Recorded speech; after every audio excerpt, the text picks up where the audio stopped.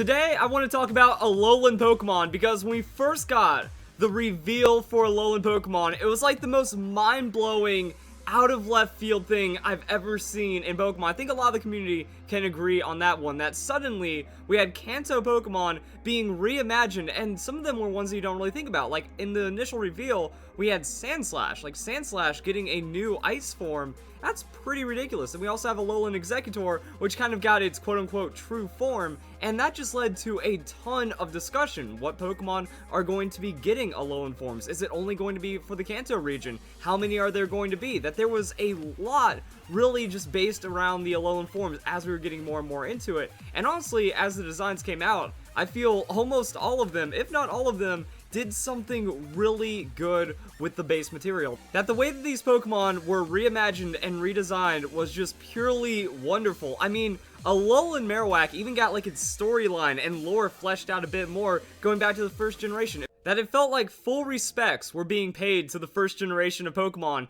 and design-wise, I'd give them a 10 out of 10. It feels like it was done right, that I can't really look at any designs and have some kind of objection like, oh, that's not a Dugtrio, or oh, that's not any kind of Pokemon. I feel that they fit in as a different form just right, but there's a little bit more to talk about with the Alolan Pokemon, because at the same time, it feels like something is missing. That at some point with the development or the release of them, or as we finally got all of the information, it just didn't feel like it blended in as much as it should have with the Alolan region. I'm wondering if that is more on the side of competitive, or if it's just some other idea about Alolan Pokemon. That my initial thought with Alolan Pokemon is that they're a really good idea competitively, because if you're thinking about Mega Evolutions are a nice way of also redesigning first generation Pokemon, or really any older Pokemon that doesn't have much competitive viability anymore just because of the power creep and the progression of the game. That, you know, back in the day, Pokemon wasn't thinking about how competitive everything was going to be back in the first and second generations, so we don't really see a lot of those Pokemon living up to today's standards of competitive battling. But the problem with Mega Evolutions is that you can only get one per battle, and why are you going to use a Mega Pidgeot when you can also get access to a Mega Salamence? Remember, you only get one, so kind of using your big Gambit move on just an okay-ish Pokemon. Like, some of the Mega Pokemon are actually weaker than non-Megas, or even weaker than their non-Mega counterparts, so there was a bit of failure right there, and if it's really about bringing these older Pokemon into the competitive spotlight again, you're going to need a different idea, some different forms. I think that that's where the Alolan Pokemon kind of started working out. Now, I don't know if this was the intent of Game Freak, that if they wanted to make Alolan Pokemon based more in competitive play, or based less in competitive play, but I think it does share an aspect with this, because overall it feels like they just kind of dropped off.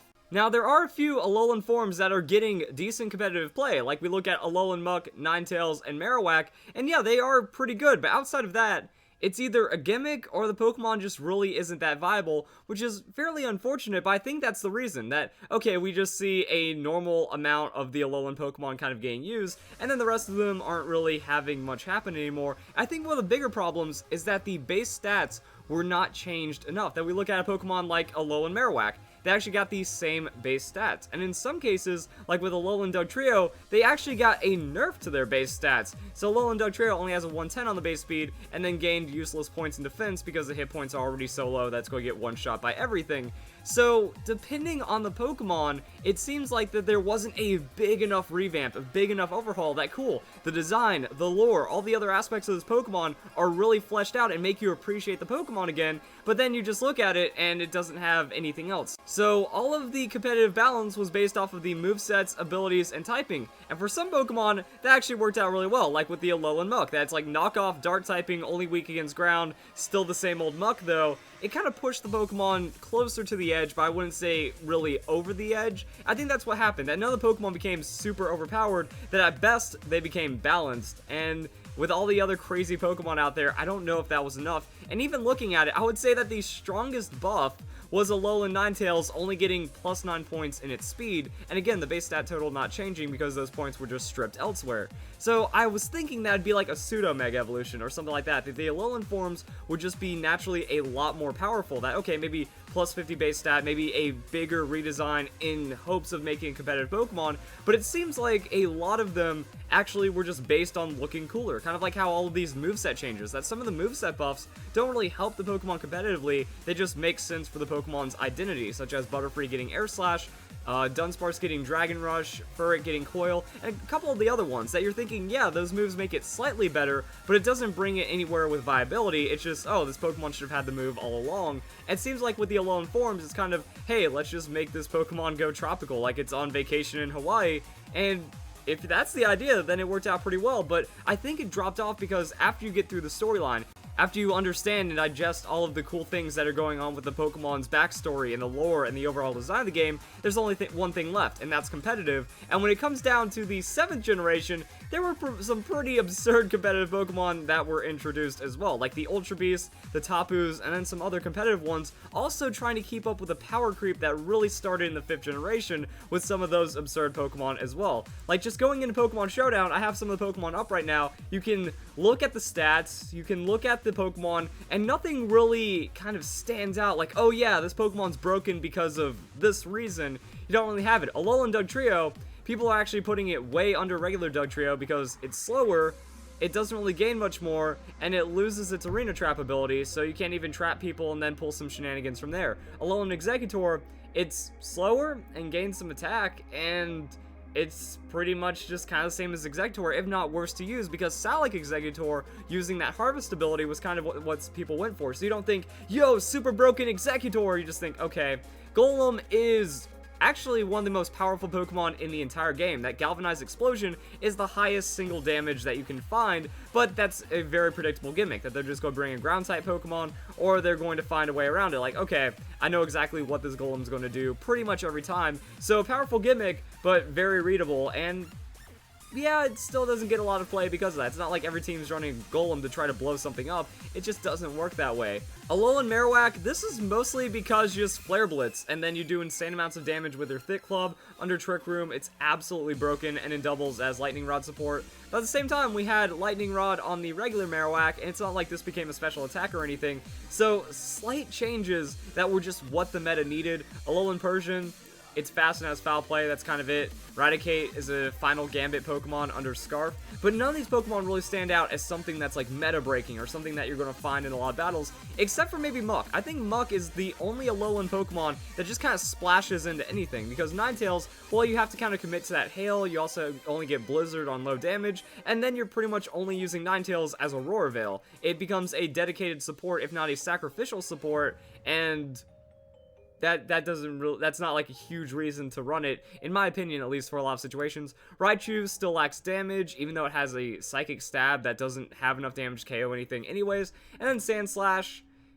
was just unfortunate overall. Like, the Ice Steel has way too many weaknesses, and unfortunately, no one's running it. Slow, vulnerable, and very unfortunate right there. So yeah, just kind of going through the Pokemon, they're memorable, but not competitively. That they look cool, and they do have some better aspects compared to their originals in some situations, but overall, there's nothing that's like, yes, this is exactly what I was looking for in this Pokemon, and now I get to use it forever. So it doesn't seem like there were enough changes to really keep up with what Pokemon is doing right now, and that's why I want to go back to the Sinnoh region.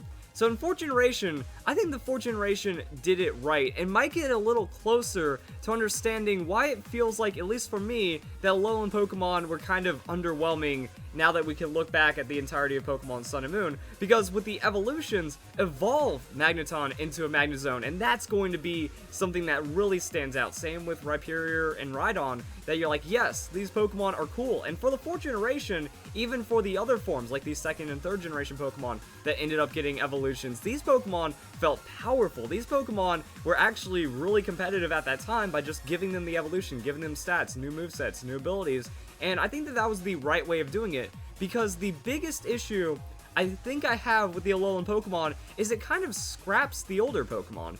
Raticate was already on the verge of being forgotten, even though like every beginning route is throwing Rattata at you non-stop, or at least that Pokemon's going to stick with you, but you don't evolve it and then use it. So now we have Alolan Raticate. It's just a fresher, shinier version of Raticate that actually looks maybe a little bit stronger competitively. So really what Alolan forms did is they became more memorable than the base form, except for probably Ninetales, because Ninetales is a really elegant looking Pokemon. But Alolan Ninetales just looks even more beautiful, so it's kind of like taking the memorable factors and then kind of jumping on them, because even with Faticate, like, I love this Pokemon just for how goofy it is, and just because it's goofy doesn't mean it's like bad or worthless or anything like that. It has its own value in its design and kind of the way it plays out. And then there's Alolan Marowak.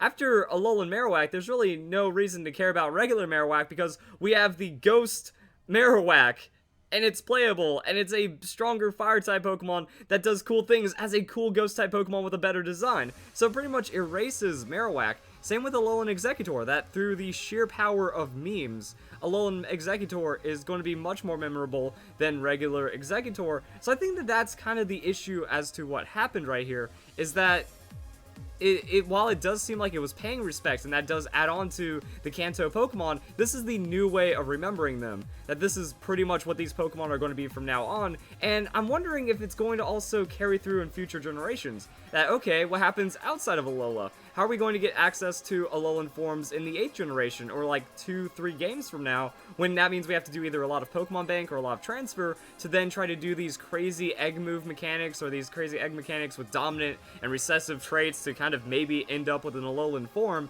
It seems like it's going to be hard to keep that going, unless there's like a special way of receiving Alolan Pokemon in the future, and then it's kind of like, where's the value of the Kanto Pokemon? So that's where I think it starts getting a little messy.